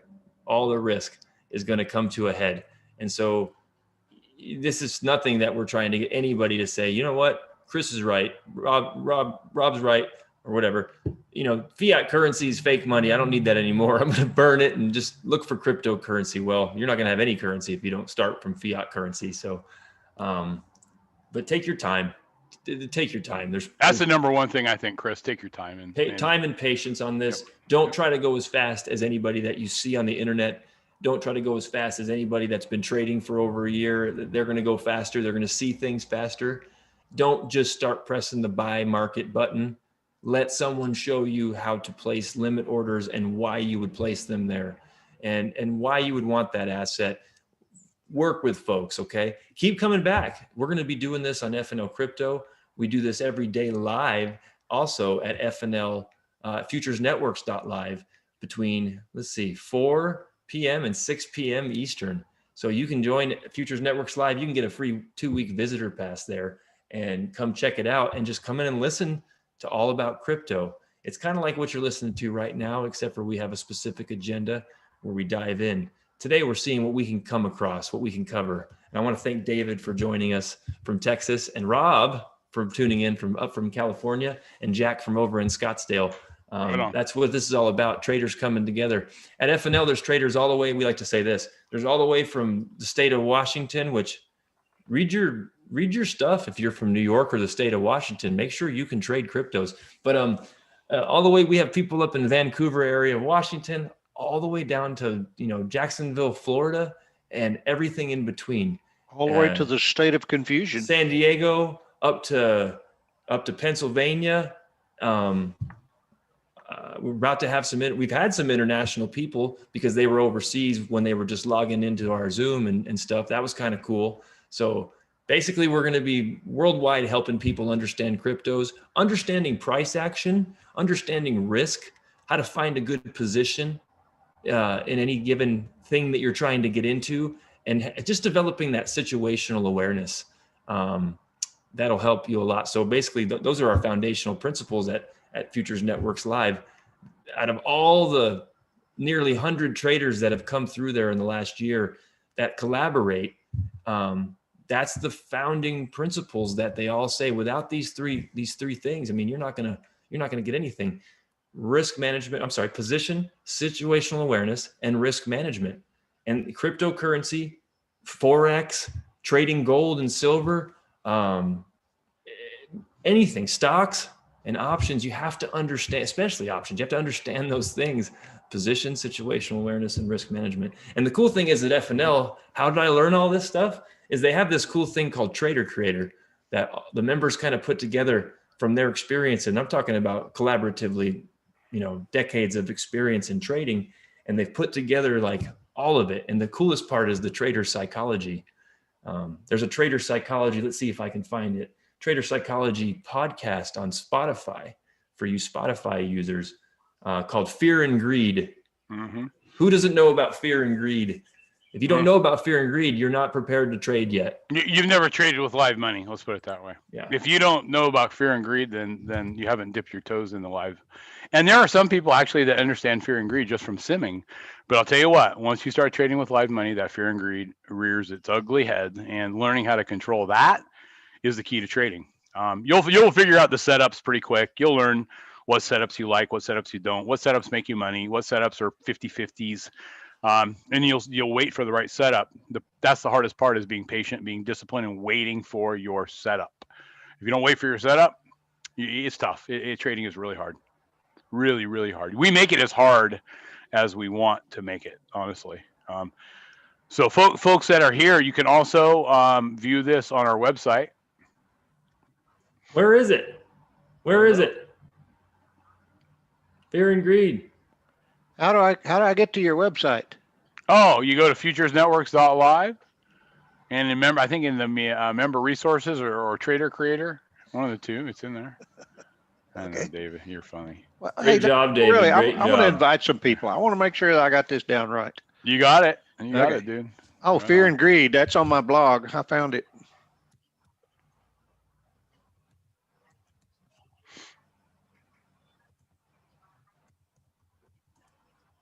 Hey, there it is. You just had to type enough words. There it Trading is. psychology, fear and greed. There it is. So this is a really good podcast that gets you started in a mindset that you're going to need to start to get into. Because if not, here's the thing. If you go to Robinhood because they got free commissions or any of those things like that, where it's just like easy to connect your phone to trading stocks or cryptos or anything like that, Forex, you're going to come back around and look for probably trading educators. Trading educators, I don't know, it's kind of it's a questionable industry. The trading educators, if they were doing so damn well trading, why are they making so much money teaching people? So if you're looking for a trading educator, look for a group of educators, people that work together, people that don't just say, this is the guaranteed system. If you do my system, you'll be successful.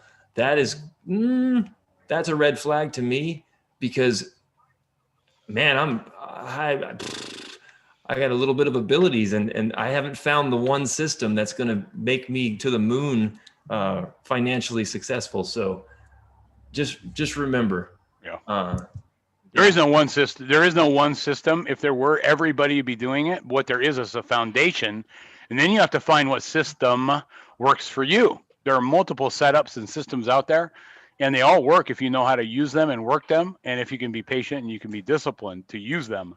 There's a lot that work. Trust me, there is a lot of systems that work. Let's hear what this sounds like. Can you hear this when I play it? There you go. Yep. It's not playing the right thing, though. It's playing some other thing. This is what I wanted to play. There you go. There it is.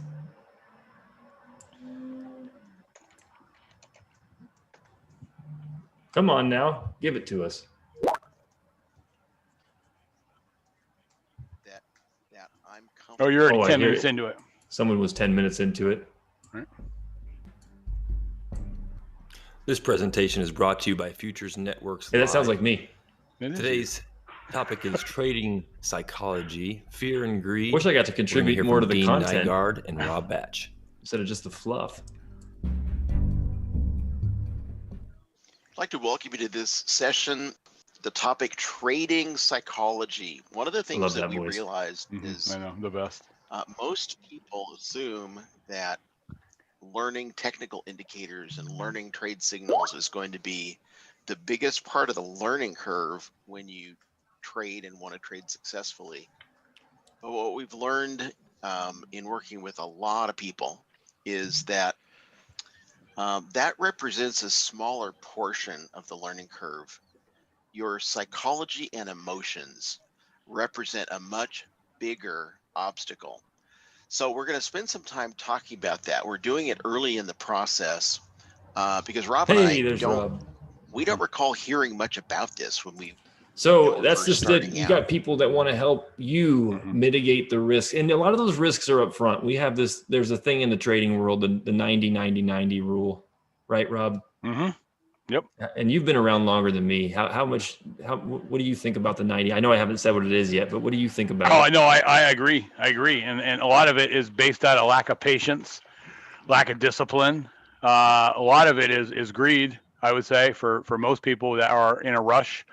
For me, I wanted to get to a certain point by a certain point. And if I didn't get to that point, I felt like I was a failure because of things I was told that I could achieve in a super fast period of time. And then I came to realize that maybe that wasn't the case. For some, it is 10%, maybe 5%. They can do that. That wasn't me. For me, it was, I could do well over a period of time. And then I gave everything I made back in a shorter period of time. So I understood what to do, but if I would, get stopped out on 3 or 4 in a row, I would lose it. I would literally go off the rails, and I would give back everything I just made by making good decisions. And I know this resonates with a bunch of the traders here in the room, because I know a bunch of the traders in the room and what they've gone through. They've gone through the same thing that we all go through. The common thread. Yeah, the common thread. So really our goal here at FNL and FNL Crypto is to kind of alert people to these pitfalls. So maybe you're still going to go through them. I can almost guarantee it, but maybe you can recognize you're going through it sooner than later, and you can cut your losses and get your emotions under control. And get your shit together. Get your shit together. Right? Get your stuff together. But come in here and say, man, Rob, or man, Chris, man, I was doing really good for these last 3 weeks, and then I had 2 days where I gave it all back. And then we can say, well, we've been there. Why don't you tell us about it? Yeah. We can help you. And it's almost like a support group, like a 12-step type of deal. It's phenomenal for that. It's phenomenal, you guys. And then along the way, you're going to make relationships, blah, blah, blah. And it's going to benefit you if you work the program. I mean, I know, what's that old line about the program and working it or it working you or type of deal, but it does. If you work the program, and our program is to help support, share, collaborate, and help you become the trader you want to be. And that's it. We're going to help you avoid the 90-90-90 rule, which we'll get to now. If you don't know what it is already, it's 90% of new traders will lose 90% of their allocated funds in 90 days or less. That sounds like a fun journey.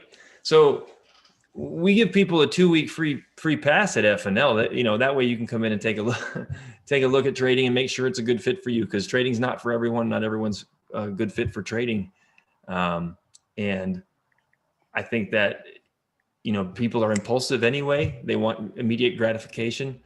And those are the people that are going to have the hardest time trading. They're going to fit in that 90-day rule. One of the most educated traders that I know, educated traders that I know, he's done it himself. He's belonged to different trading groups. He teaches people, he shares with people what he knows now for free. He's a great guy.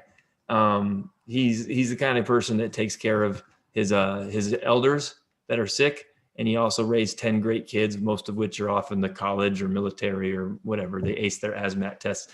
But this guy is one of my inspirations because I'm an impulsive guy. I mean, look at me. I'm diving into sharing cryptos with everybody, right? And I barely even have dipped my toe in the crypto pool, so to speak. Well, I've done a couple cannonballs, but I still don't know how deep the bottom is. And I'm not sure how cold the water can get. It might even get hot and boil. I don't know. But this guy that I'm telling you about specifically took 1 year before he started trading with his live money. He took 1 year to practice and prove to himself that he could develop his own system based on all he had absorbed, on all he had retained. He took 1 year to trade with live money. His name's Malcolm. He lives in Denver, Colorado. And Malcolm took his first live trade in Northern. He wasn't even at home. He wasn't even ready to do it on his own. He took it with Rob in California at Rob's place. Yeah. And again, hey, that's a good segue for our Dallas meetup. Folks that are in the Dallas area, if you want to fly out to Dallas, we've got a house on the lake. We'll have multiple boats there that you can go out on. You can take my bass boat out. Just you break it, you pay for it, right? But we'll have the boats pulled up, and there's ping pong, there's pool. We've got a big house. There's places to stay nearby. That's going to be just June 3rd through the 5th. So feel free to come on down and hang out with us. We'll have a big house to have fun at.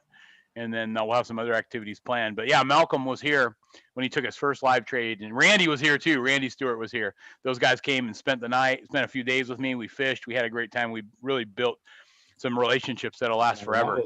That was cool. Wasn't it fun, Randy? That is a high point in my life. We had so much fun. 4 years, yeah.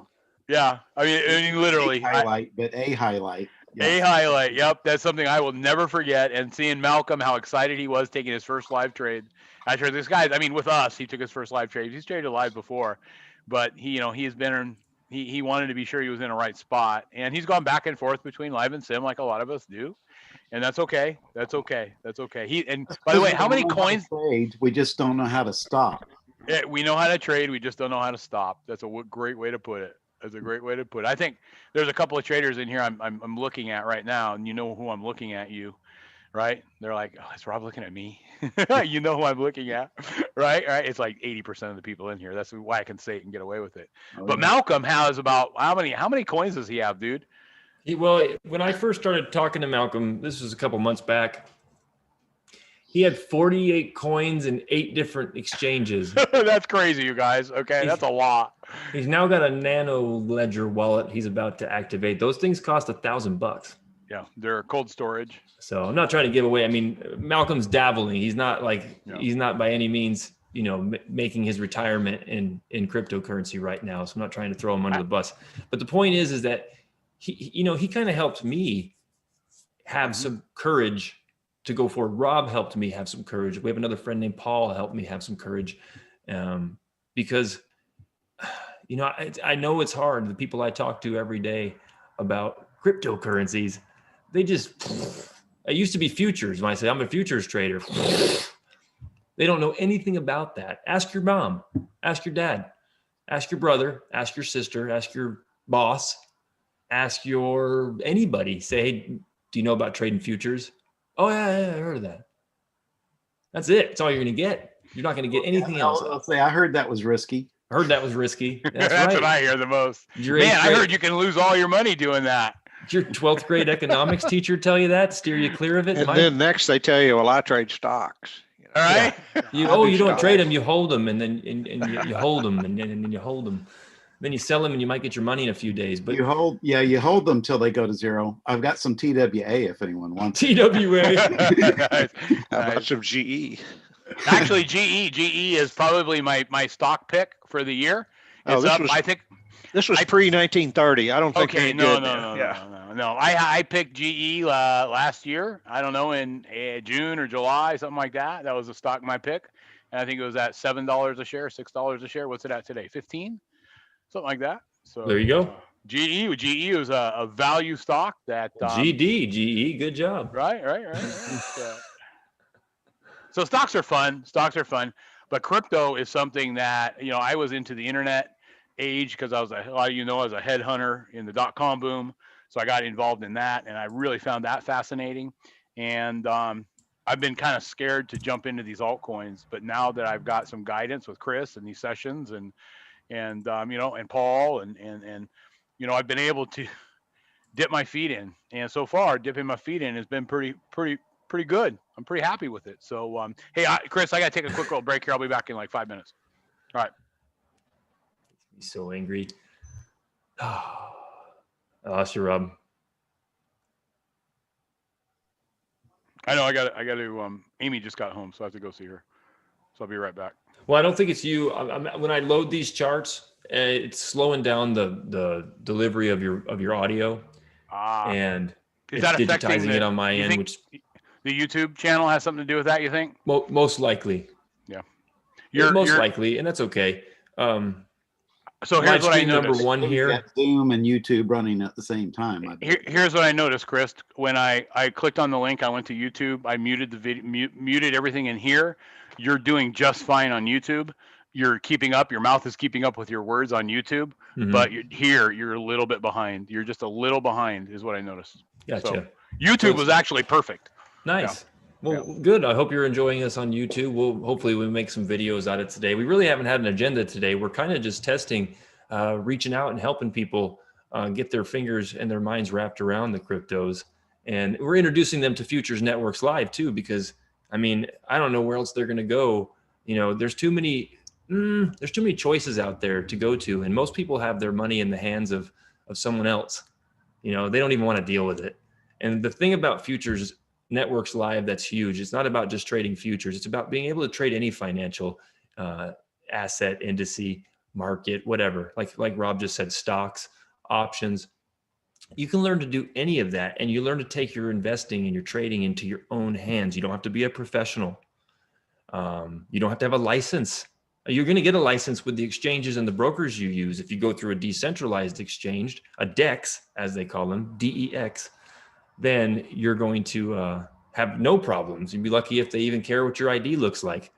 So that doesn't sound very good to you, but once you start making the transactions and you see the encryption on your wallet and how hard it is to get your own money, you'll realize that it is kind of hard to just break into there and take things.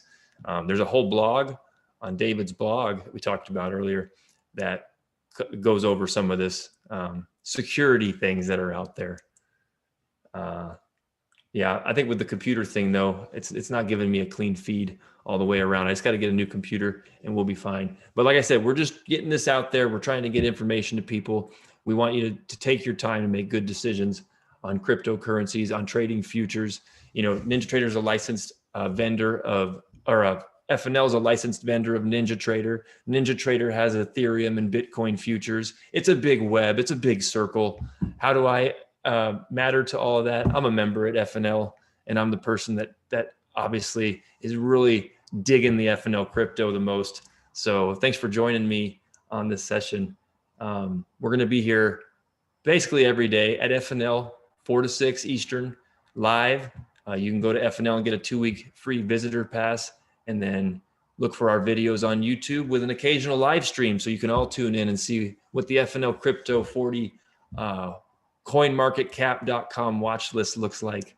So thanks again. And thank you to David. Thanks for Rob and Jack and Randy for tuning in. It was great to have you guys here with me too. Thank you, Chris.